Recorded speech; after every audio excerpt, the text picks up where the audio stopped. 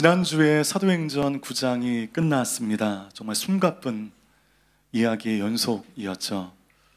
사울이 회개하고 아라비아 광야에서 머물다 돌아온 예루살렘에서 배척당하고 바나바를 통하여 신원 보증을 받지만 유대주의자들의 공격에 빈손으로 낙향하게 됩니다.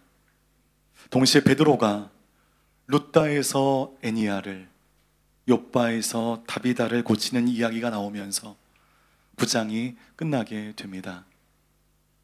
근데 제가 의도적으로 지난 9장의 마지막 절을 읽지 않았습니다. 오늘 설교하려고 사도행전 9장 43절 말씀 여러분의 성경을 통하여 함께 읽겠습니다. 시작.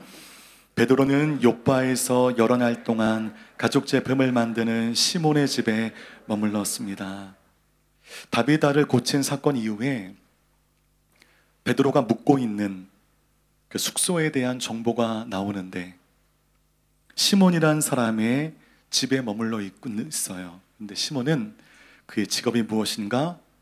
가죽 제품을 만드는 사람이라고 되어 있습니다. 개역개정에서는 무두장이라고 나옵니다. 우리 실생활에서는 쓰지 않는 단어이죠.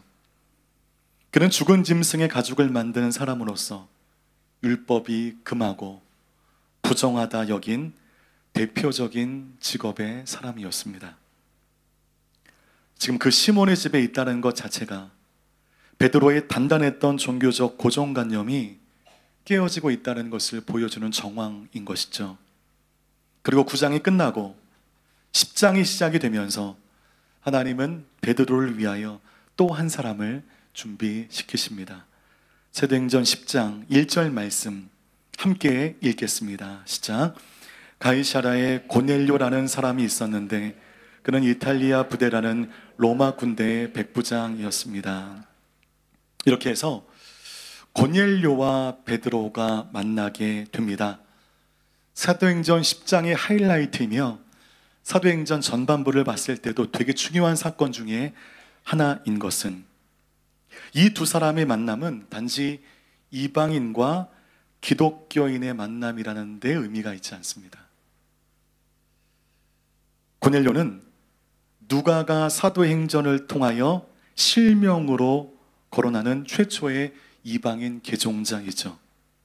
고넬료로 인하여 정통 기독교인과 이방인 기독교인들과의 그 담이 허물어지는 역사적인 계기가 되었던 것입니다. 그러면 그 고넬료라는 사람은 어떤 사람이었는가? 사도행전 10장 2절 말씀 함께 읽겠습니다. 시작. 고넬료와 그 집안 사람들은 모두 경건하고 하나님을 경외하는 사람들이었습니다. 고넬료는 가난한 사람들에게 아낌없이 나눠주었고 항상 하나님께 기도했습니다. 그는 경건했고 하나님을 경외했다. 거기서 그치지 않고 가난한 사람들을 구제하는 사람이었습니다. 한마디로 믿음과 행실이 매우 균형 있는 신실한 신앙인이었다는 것입니다. 우리 중에는 다음과 같은 양극단의 모습을 나타내는 성도님들이 없지 않으세요? 첫 번째는 너무 믿음만을 강조한 나머지 행함에 대해서는 소홀한 신앙이 있고, 반대로 너무 행함만을 강조한 나머지 믿음은 뒷전에 계신 분들이 없지 않으십니다. 믿음만을 강조하는 신앙은 세상을 바꾸지 못하는 종이 호랑이입니다. 교회 안에서는 으르렁 사자우를 바라지만 세상 속에서는 신음조차 하지 못하는 그런 인생은 빛과 소금의 역할을 감당할 수 없습니다.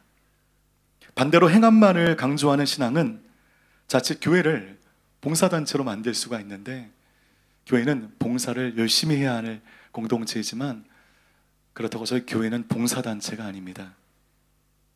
그런데 고넬료는 로마인이었음에도 불구하고 놀랍게도 신앙과 행함이 일치하는 하나님의 신실한 성도였다는 것이죠.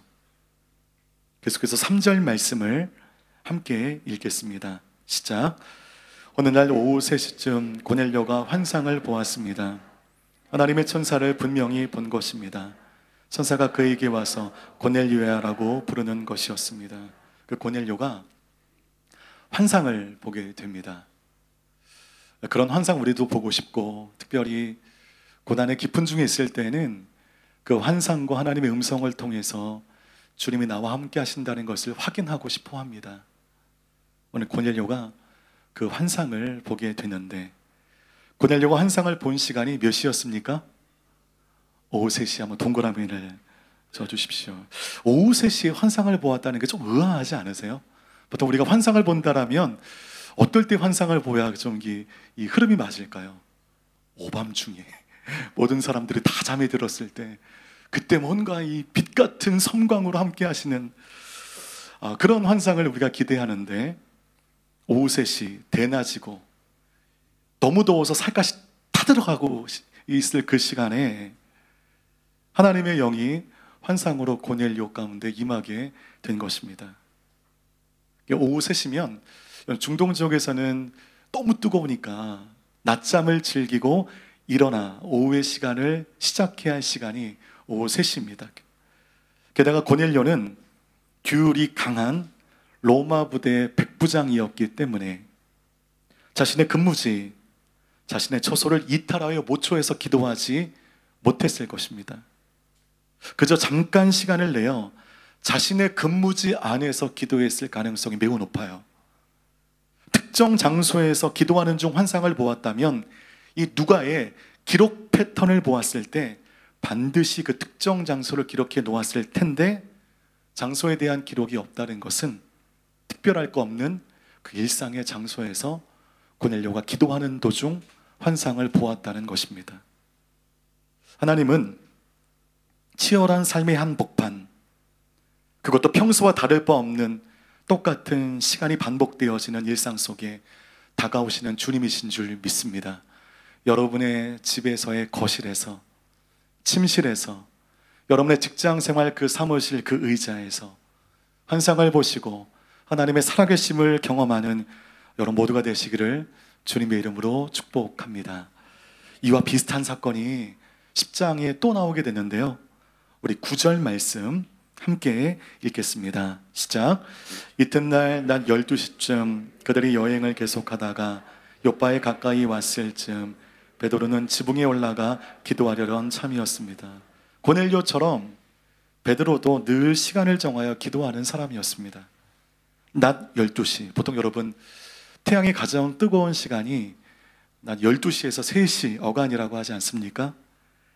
뜨거운 태양빛에 모든 일상이 다 멈췄을 때 베드로가 지붕에 올라가 기도하기 시작합니다.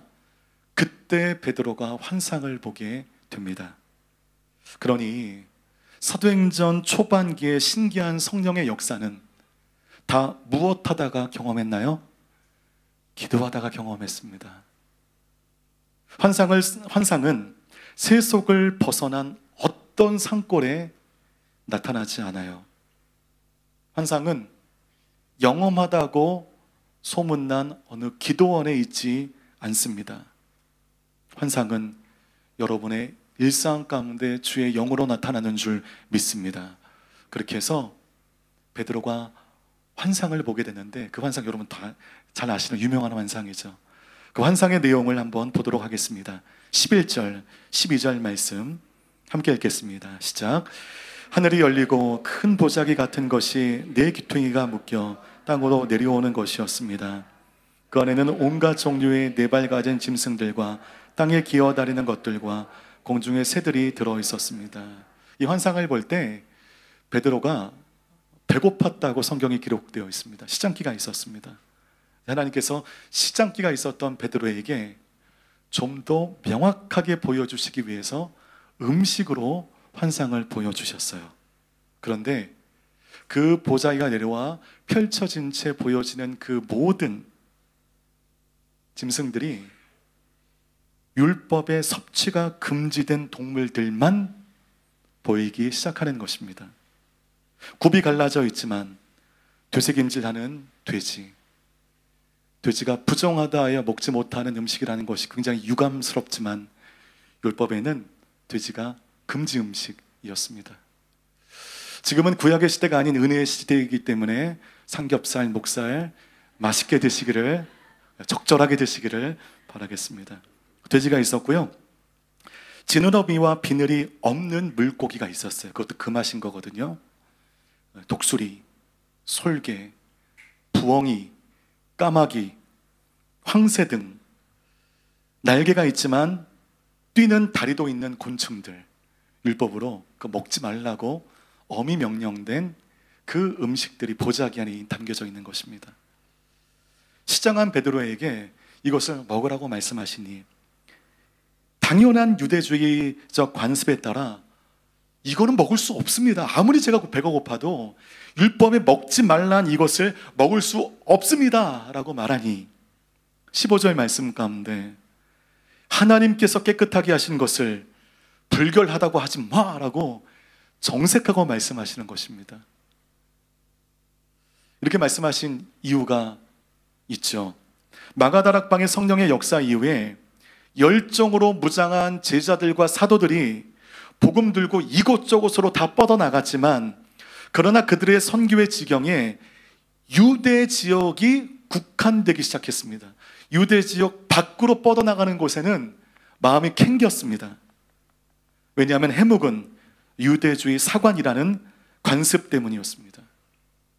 성령 받았지만 아직 그들은 딱딱한 유대주의 껍질 안에 갇혀 있습니다.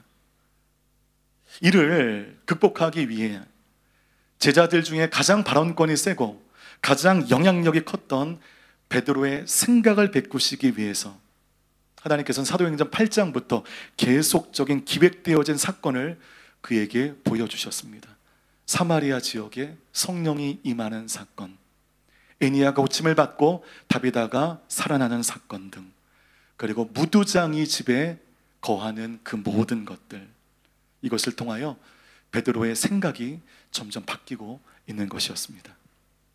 이렇게 고넬료와 베드로의 만남을 위하여 고넬료에게 말씀하실 때 베드로가 어디에 있었는가 한 번 더 점검해 보겠습니다.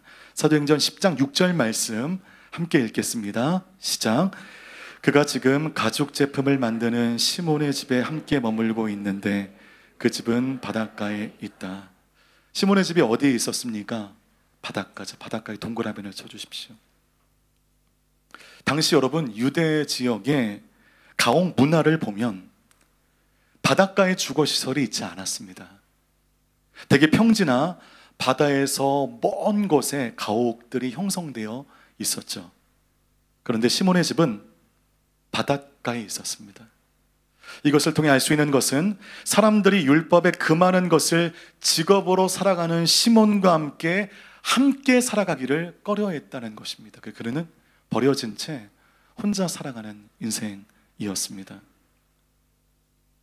이 무두장의 시몬의 집에 사도 중에 사도요, 제자 중에 제자였던 베드로가 유숙하고 있는 것 자체가 지금 베드로가 바뀌고 있다는 것을 보여주는 정황인 것입니다. 가이사라의 이방인 고넬료가 성령이 말씀하신 대로 그 베드로를 만나기 위해 가장 신음하는 부하 3명을 베드로가 있는 곳으로 보내게 됩니다.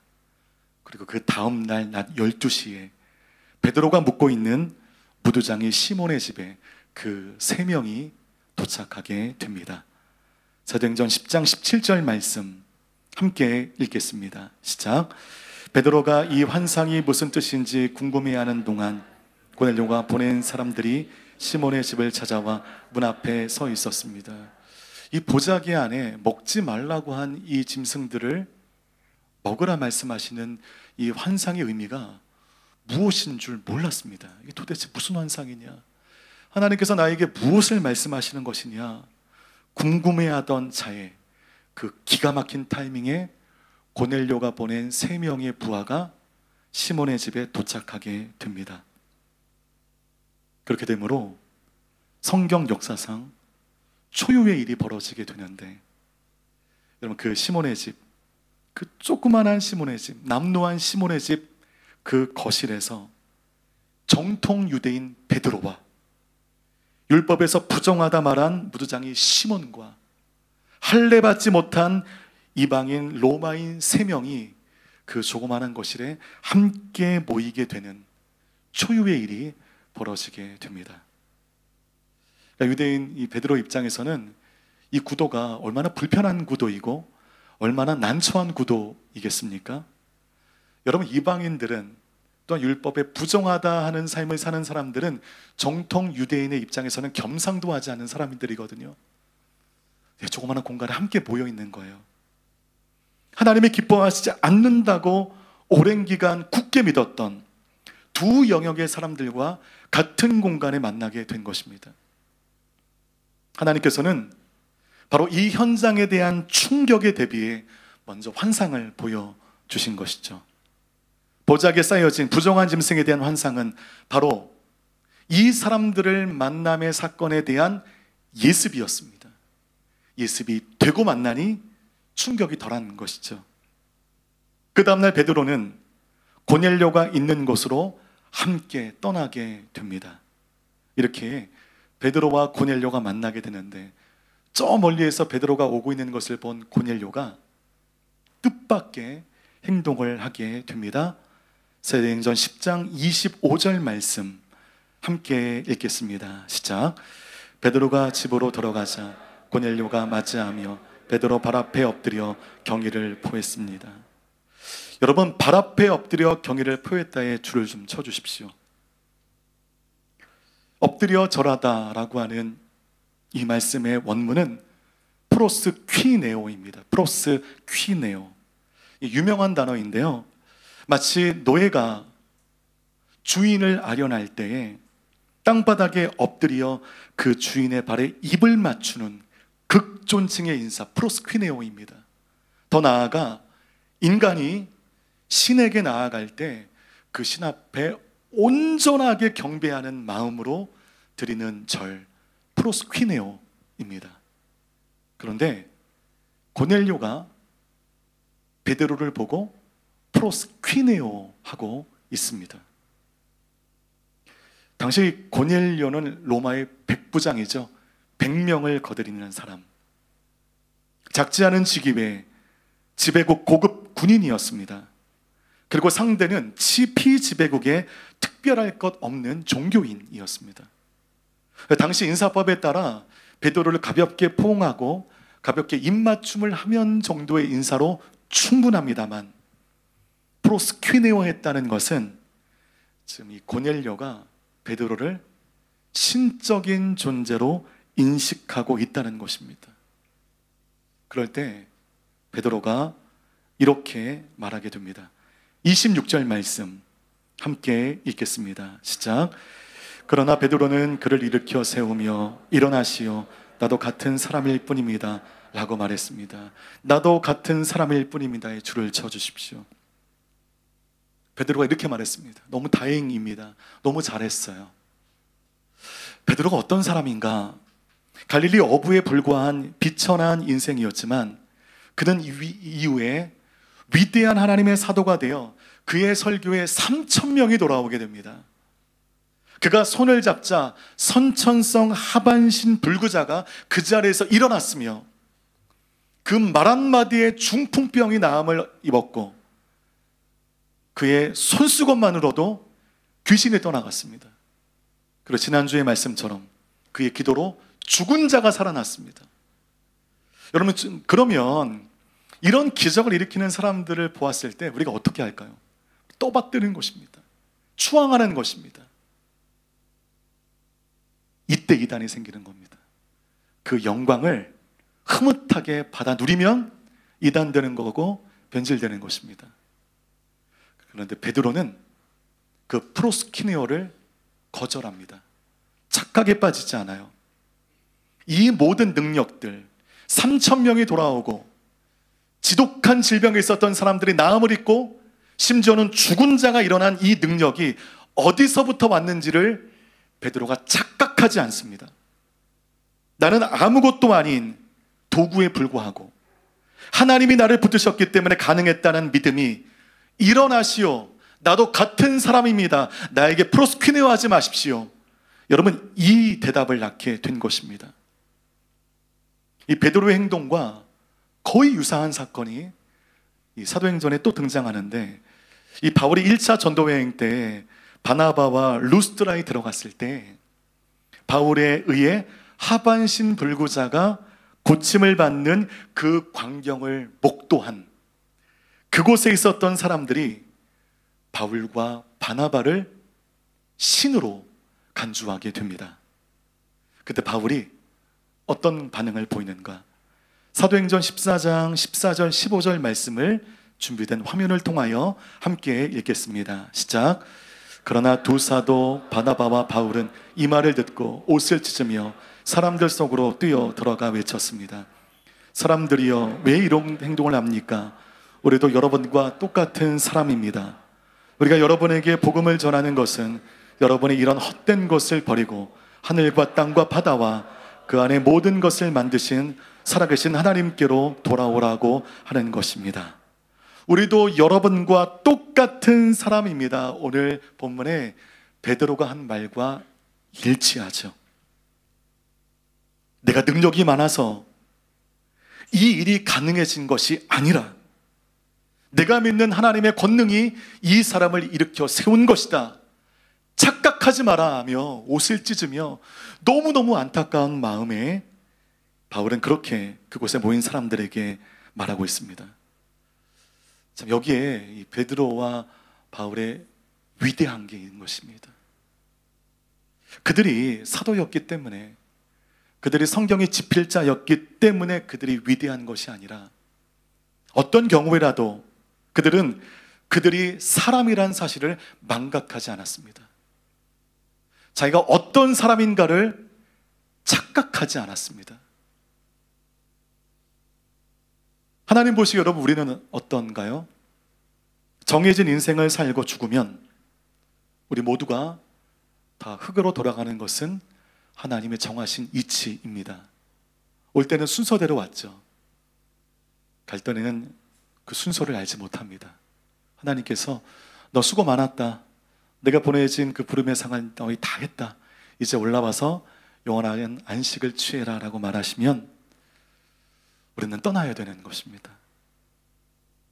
시간이 많이 지나면 여러분들에 대한 기억들도 가문 속에 휘발될 것입니다.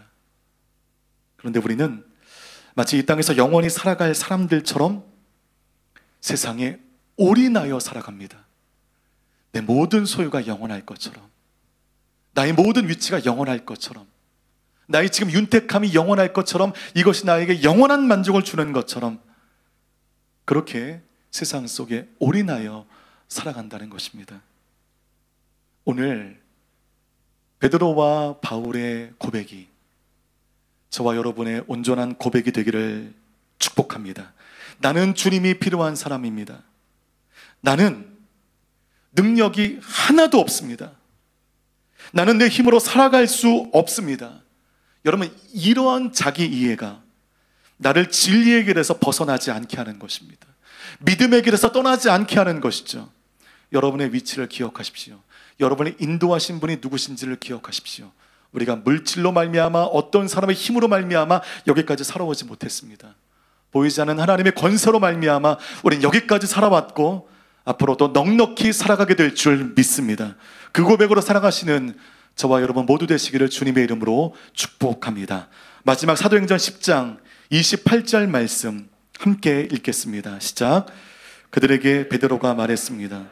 여러분도 잘 알다시피 이렇게 이방 사람과 교제하거나 방문하는 것은 우리 유대 사람으로서는 율법에 어긋나는 행동입니다. 그러나 하나님께서는 어떤 사람도 불결하거나 더럽다고 해서는 안 된다고 내게 보여주셨습니다. 베드로가 깨달았습니다. 아까 이 세 명이 도착했을 때는 그 환상의 의미가 무엇인 줄 몰랐는데 그가 알게 되었습니다. 율법적 관습이 복음의 확장을 막고 있었다는 것을 그가 알게 되었습니다.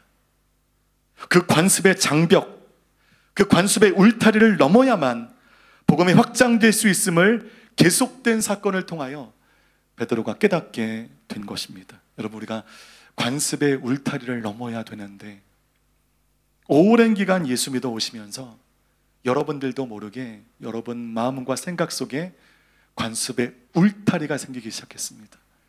예수 믿는 사람 정도 요 정도가 돼야지. 아니 새벽 기도도 못 나오면서 무슨 예수 믿는 사람이 할 수 있어.